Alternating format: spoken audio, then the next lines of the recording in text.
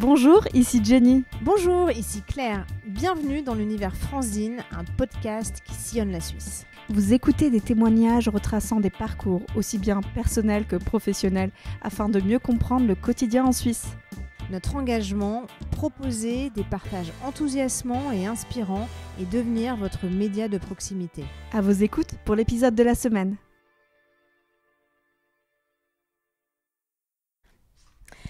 Bonjour à toutes et à tous, bienvenue dans un nouvel épisode de Franzine. Je suis Claire Louis et j'ai le plaisir d'accueillir aujourd'hui une femme que j'admire, je dois l'avouer, qui est passionnée par le digital et l'e-commerce depuis plus de 20 ans. Patricia Lemalstockel est une leader accomplie.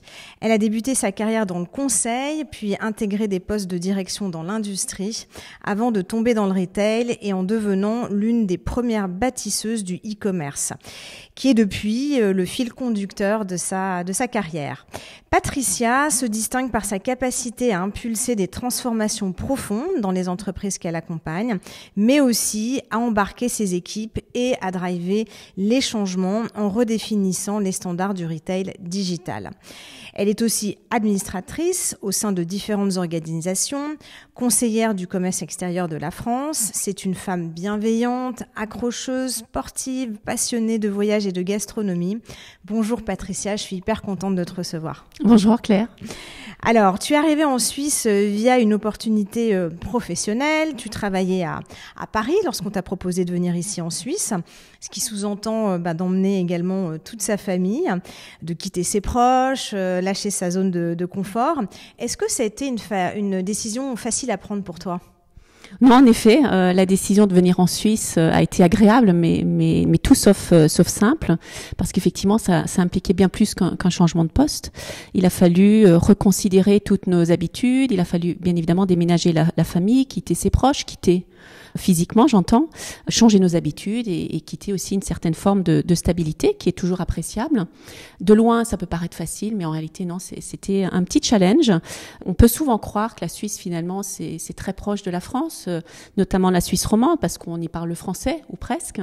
Mais c'est vrai que la culture, les habitudes, le rythme de vie, ce sont des petites nuances qui se font sentir au quotidien. Et comme tu le disais très justement, il a fallu sortir de sa zone de confort, découvrir, comprendre une nouvelle culture et tout simplement s'intégrer, mais définitivement déménager et changer de pays, c'est juste une aventure exceptionnelle. Alors, est-ce que tu connaissais déjà un petit peu la Suisse ? Comment tu percevais la Suisse depuis la France et qu'est-ce que tu as appréhendé le plus au début ? Alors oui, je connaissais un petit peu la Suisse, comme j'ai envie de dire presque tous les Français. Alors d'abord, j'ai des origines suisses, lointaines, mais j'ai des origines suisses, donc ça aide un petit peu. Et ensuite, oui, bien sûr, j'avais une image un peu d'un pays idéal, bien structuré, propre, sécurisé, et tout ça, bien évidemment, c'est vrai, et on le vit au quotidien, et c'est appréciable.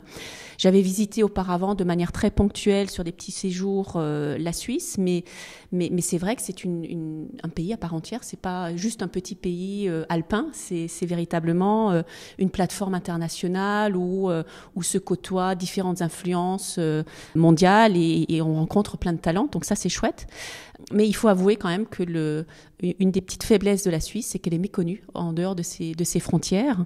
Et probablement que c'est lié à son image très, très neutre et très discrète.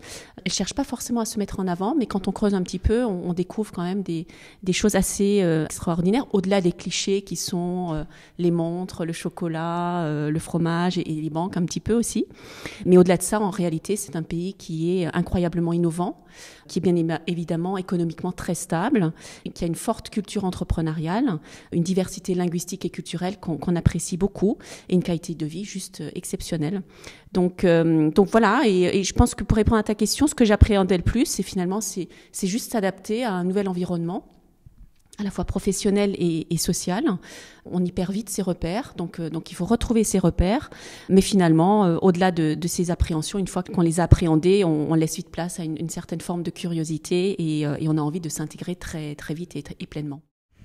Alors, tu vis dans le canton de Vaud. mais tu as toujours beaucoup commuté par tes fonctions professionnelles entre Lausanne, Genève et Zurich.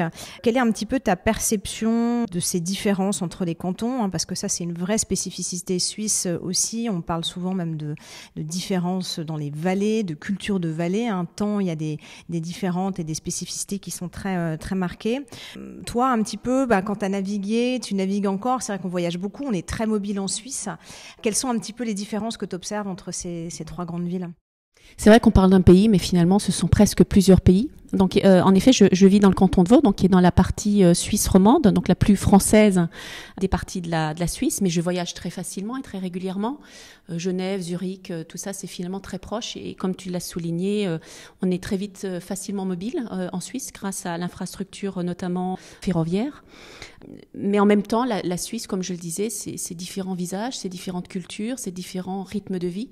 Donc, si je devais juste un petit peu comparer, Lausanne, bien sûr, j'habite pas loin de Lausanne. Lausanne, c'est une ville super dynamique, une ambiance très jeune, parce que très orientée vers les universités.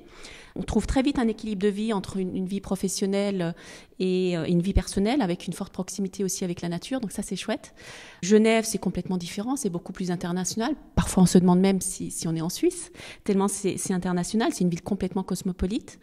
Bien sûr, on la connaît, Genève, par la présence de tous les sièges des organisations internationales, et elle a un rythme beaucoup plus effréné que Lausanne, donc ça c'est chouette. Et puis après on a Zurich, pour prendre un autre exemple. Zurich en revanche se distingue beaucoup plus par son statut, j'ai envie de dire, qu'elle réclame haut et fort, de son hub économique et financier, et c'est bien vrai. C'est une ville qui est complètement orientée vers la performance et aussi vers l'innovation, parce qu'elle a quand même de très bonnes écoles aussi, avec un esprit un petit peu on va dire de compétitivité qui se ressent aussi dans les affaires, mais moi j'apprécie beaucoup ce style d'ambiance. Et puis à côté de ça, Zurich, c'est aussi une ville très riche et fascinante par rapport à tous ces aspects culturels qu'elle peut offrir, avec une scène artistique et des événements qui sont juste incroyables. Donc Zurich, je suis assez fan, j'avoue. Voilà, et puis finalement naviguer entre ces différentes régions, ces différents cantons, ces différentes villes, ça permet aussi d'enrichir son expérience au sein d'un pays qu'on appelle la Suisse, mais finalement ce sont différents pays, ça c'est chouette. Oui, il y avait un artiste, Ben, qui disait « La Suisse n'existe pas ». Alors, en Suisse, tu as dirigé VP.ch, qui comportait les marchés suisses et du Liechtenstein, avec des équipes multiculturelles. Donc, tu avais à la fois des Français, des Suisses. Comment on dirige une entreprise d'origine française en Suisse ? Et puis, quel est le management, finalement, qui est attendu par les équipes qui sont déjà en place ? Alors, avant de répondre à ta question, c'est vrai qu'en Suisse, une des particularités, c'est qu'on a des gens qui viennent un peu de partout. On a les gens qui sont plutôt francophones. On a très vite aussi des Italiens, des Allemands, mais les gens viennent d'un peu partout. C'est vraiment un pays presque à ouverture internationale, et ça c'est chouette. Moi j'aime beaucoup cette diversité de culture et d'état d'esprit, et dans le milieu de l'entreprise ça se ressent aussi, et je pense que ça contribue finalement au succès économique de la Suisse. Donc je suis arrivée en Suisse en 2019 et j'ai effectivement pris la direction générale de VP ici sur Suisse et sur Liechtenstein, avec des équipes multiculturelles. Alors, comment est-ce qu'on manage une entreprise française en Suisse ? Je pense que la réponse est dans la question. C'est pas facile, parce qu'on a presque parfois envie d'appliquer les mêmes principes français en Suisse, mais c'est pas comme ça que ça marche, bien évidemment, parce que finalement, en Suisse, le management est complètement différent. Il y a quand même une reconnaissance de la hiérarchie beaucoup plus forte en Suisse qu'en France. Et en même temps, j'ai envie de dire, la Suisse a une particularité d'un point de vue management, c'est que c'est très orienté vers le participatif, un petit peu comme à l'image de la façon dont le pays est gouverné. Et donc ça repose sur l'écoute, ça repose sur la diversité et l'ouverture d'esprit, ça repose sur le consensus, sur une forte autonomie des équipes. Donc ça, c'est plutôt bien. Les valeurs centrales que j'ai vues ici en Suisse sont bien évidemment le respect, on le devine très vite, mais c'est vraiment vrai. La précision, bien évidemment, et la responsabilité. Donc, on a la chance, quand on travaille en Suisse, quand on manage des équipes ici sur Suisse, on a la chance d'avoir des équipes qui sont très orientées vers la performance, vers la précision, et en général, la qualité du travail s'en ressent. J'ai envie de dire aussi, pour finir, que finalement, en tant que Française, travailler en Suisse ou manager des équipes en Suisse, Ça a ça de bien, c'est qu'on peut combiner les deux forces des deux styles de management français et suisse. Français plutôt basé sur, j'ai envie de dire, la créativité, et le côté suisse plutôt sur la qualité, la rigueur, et je trouve que la force réside probablement dans la combinaison entre les deux. Il y a aussi la notion du consensus, qui est une valeur centrale ici en Suisse. On le ressent au niveau politique, absolument, mais aussi pour les équipes. Enfin, je pense pour faire adhérer aussi l'ensemble des équipes, il faut qu'elles soient toutes d'accord et de chercher toujours un compromis pour que tout le monde soit heureux aussi, j'imagine, heureux, épanoui dans son travail. Ça aussi, tu as pu l'observer. Absolument. Mais ça correspond. C'était pas une surprise parce que ça correspond complètement à ma façon de manager les équipes. Moi, j'aime beaucoup le participatif. J'aime beaucoup impliquer les équipes parce que d'expérience, c'est comme ça qu'on arrive vers de beaux résultats, et ça permet aussi de rendre les équipes épanouies et de faire en sorte qu'elles se sentent bien et qu'elles soient engagées dans l'entreprise. Donc ça n'a pas été une surprise, mais en effet, le consensus est vraiment une forte valeur ici sur Suisse. Mais finalement, c'est bien. On a parfois l'impression que les choses avancent de manière beaucoup plus lente parce qu'il faut impliquer les équipes pour recueillir leur avis et décider collectivement. Mais une fois que c'est décidé, et puis on exécute très bien. Alors si on revient un petit peu à ton secteur de prédilection, donc tu évolues depuis un certain nombre d'années dans la filière digitale qui doit constamment innover. Tu as fait référence un peu plus tôt à la force de l'innovation en Suisse.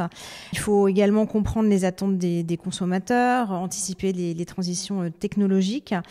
Comment se comportent les Suisses ici? Quel type de consommateurs ils sont? Est-ce qu'ils vont vers le commerce stationnaire, ce qu'on appelle le commerce dans les points de vente physiques, ou est-ce que ce sont des internautes avertis? Comment se comportent les Suisses?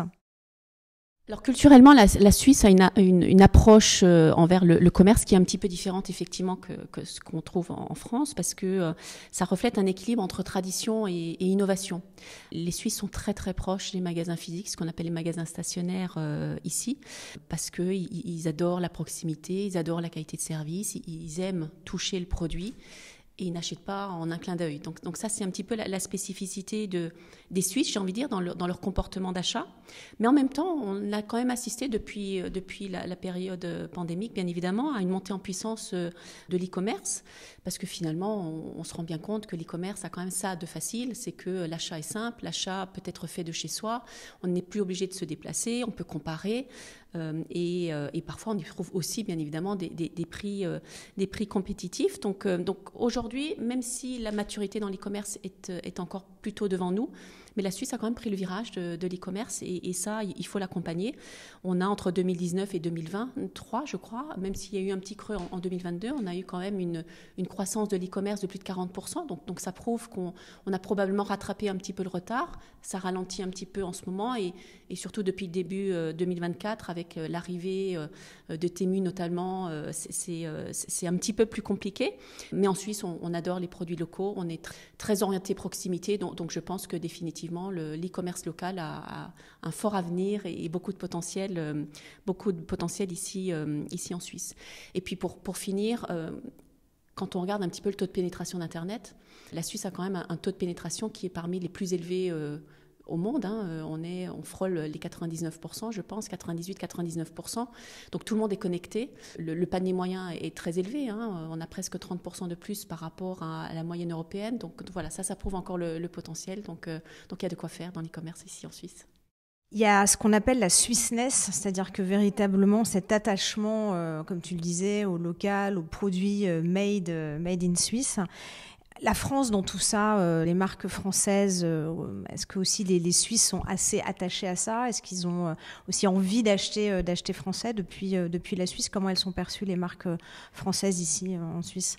Il n'y a pas une seule vérité, parce que là, encore une fois, ça dépend un petit peu de la région ou du canton dans la région dans laquelle on se trouve. Alors bien sûr, en Suisse romande, on a une proximité un peu plus forte avec la France, et il y a de nombreuses marques françaises qui sont achetées ici par les Suisses ou qui font envie, bien évidemment. Après, il y en a d'autres qui ont moins d'attrait pour les Suisses. Je ne vais pas forcément citer de marque, mais il n'y a pas de règle générale. Et puis après, quand on monte en Suisse alémanique, c'est encore différent. Mais après, c'est vrai que tu as aussi beaucoup de Suisses qui vont faire leurs courses en France. Enfin, quand on habite dans le canton de Vaud, dans le canton de Genève, on est parfois aussi tenté d'aller faire ses courses, d'aller faire des marchés, enfin, notamment pour l'alimentaire. Donc, il y a quand même ce flux aussi quotidien transfrontalier qu'on doit plus observer dans les régions francophones. Tu as aussi un goût prononcé pour l'entrepreneuriat, puisque tu es en contact régulier avec cet écosystème. Tu es aussi issu d'une famille d'entrepreneurs, mais tu n'as encore jamais sauté le pas. Alors, en quoi d'abord tu es particulièrement attiré par les entrepreneurs et les entrepreneuses aussi peut-être? Voilà, comment un peu cet écosystème est organisé en Suisse? Est-ce qu'il est aussi dynamique qu'en France? C'est vrai qu'à une époque, il y avait ce problème de perception de l'entrepreneuriat, mais aujourd'hui, il est très valorisé. Tu peux nous en dire un peu plus? Donc en effet, je suis issue d'une famille d'entrepreneurs. J'ai même envie de dire de génération en génération. Donc ça coule vraiment dans mes veines. L'entrepreneuriat, globalement, c'est quelque chose qui me fascine et ça me passionne. Et j'admire les entrepreneurs, j'admire les entrepreneuses parce que finalement, ce sont des gens qui ont créé quelque chose en partant de rien, à part de l'idée. Mais c'est ça l'entrepreneur et il y a quand même une part de risque qui est non négligeable. Donc je les admire beaucoup, ces gens-là. Je trouve qu'il y a une certaine capacité à la fois d'avoir du courage et d'être résilient dans cette approche entrepreneuriale et j'aime beaucoup. Alors c'est vrai que j'ai jamais franchi le pas, même si je pense que tous les 4 matins j'ai une idée et tous les 4 matins j'aurais envie de sauter le pas. Mais voilà, je pense que c'est quelque chose qui se réfléchit. C'est quelque chose qui se réfléchit probablement même en famille parce que ça a de fortes implications en termes d'investissement dans tous ces sens du terme. Mais j'en suis véritablement une passionnée. Maintenant, pour en revenir à l'écosystème suisse sur l'entrepreneuriat, il est très dynamique. Je l'ai dit en introduction, la Suisse est vraiment une terre d'innovation. Une terre de start-up. On a énormément et de très très belles écoles. On peut citer le TZ, on peut citer le PFL sur Lausanne. On a des hubs d'innovation et moi-même je suis coach digital à Pulse à Genève, donc pour aider les jeunes futurs entrepreneurs à préparer leurs projets, leur business plan, mais aussi à pitcher et j'aime beaucoup ça. Donc on a vraiment cette culture d'entrepreneuriat en Suisse qu'on ne connaît probablement pas en dehors des frontières. Avec une forte appétence pour l'innovation. Et tout ça, c'est probablement lié aussi à la culture très orientée, rigueur et qualité. Donc finalement, ici, en Suisse, les entrepreneurs potentiels, on a vraiment un terrain très favorable de développement. Et puis, on a de très, très belles opportunités avec des incubateurs et un réseau qui est très puissant, finalement, ici sur Suisse. Oui, puis il y a des investissements aussi qui permettent de développer, d'avoir accès à ces projets-là. Et le rôle des femmes un petit peu dans tout ça, même de manière générale, leur place dans l'économie, quelle est un petit peu ta vision? Toi, aujourd'hui, tu as managé plutôt avec beaucoup de femmes dans tes équipes. Oui, alors la place de la femme en Suisse, c'est un autre sujet. Je ne vais pas forcément m'attarder sur cette question-là, mais c'est un vrai sujet. Ça a été une vraie surprise aussi. Je travaille beaucoup de femmes, plutôt parce que le secteur d'activité le veut, et j'avoue que c'est quelque chose que j'aime, qui ne me dérange absolument pas. Mais globalement, des femmes qui travaillent, notamment à 100% en Suisse, il n'y en a pas beaucoup. La place de la femme en Suisse est plutôt dans le giron familial pour élever les enfants et pour tenir la maison. Ce qui est bien aussi, bien évidemment, c'est un petit peu différent de ma perception des choses, mais c'est très bien aussi. Mais sinon, oui, on a énormément d'organisations très orientées femmes pour soutenir la femme, pour aider la femme dans son développement professionnel. On peut citer les French Tech, par exemple, en Suisse. On peut citer Women in Tech, pour prendre un autre exemple. On a énormément de clubs et j'y participe assez régulièrement parce que je trouve qu'on a aussi ce côté puissant du collectif qui doit aider et qui va aider à propulser la femme vers d'autres horizons, en tout cas sur le plan professionnel ici sur Suisse.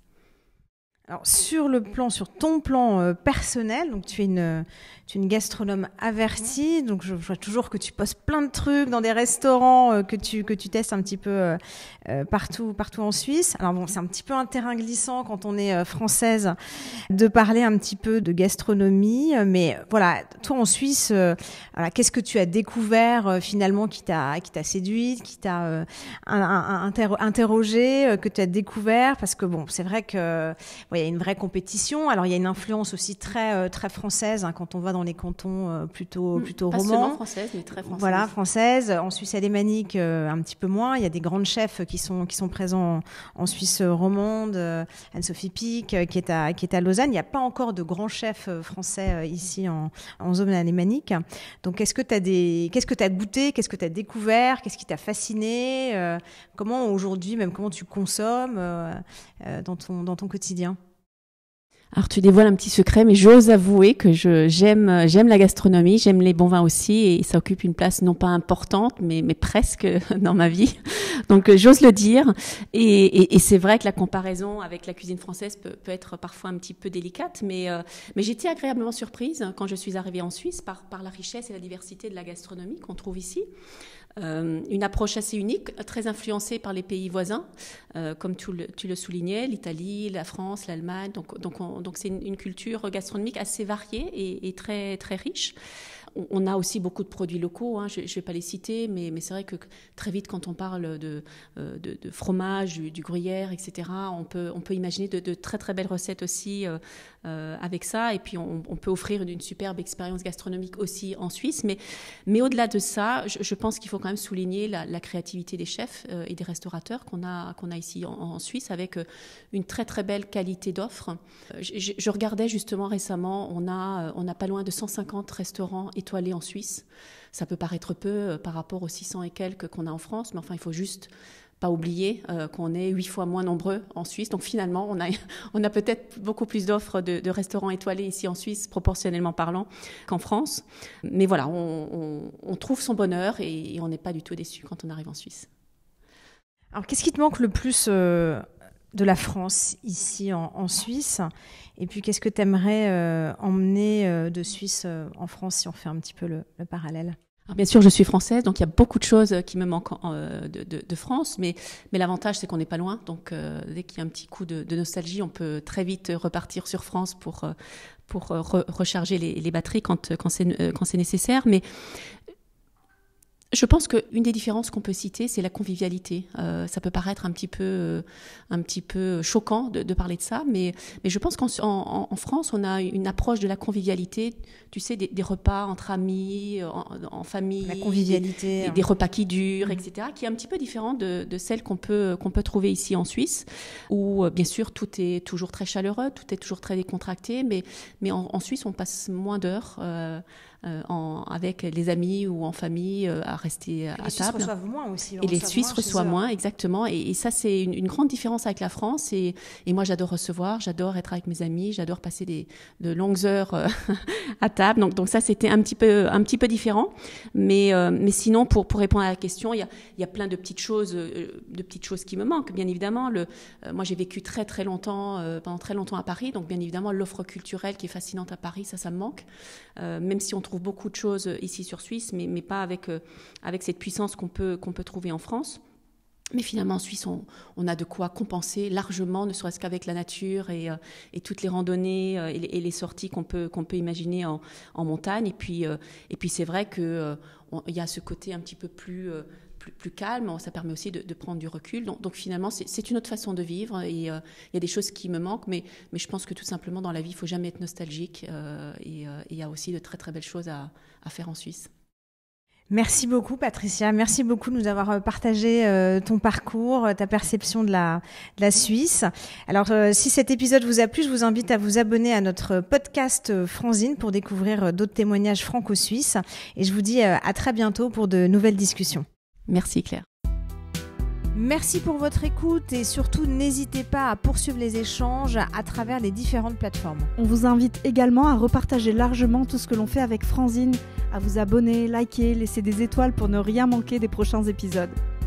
De nos rencontres à vos oreilles, Franzine, votre média suisse. Alles Gute! Tout de bon!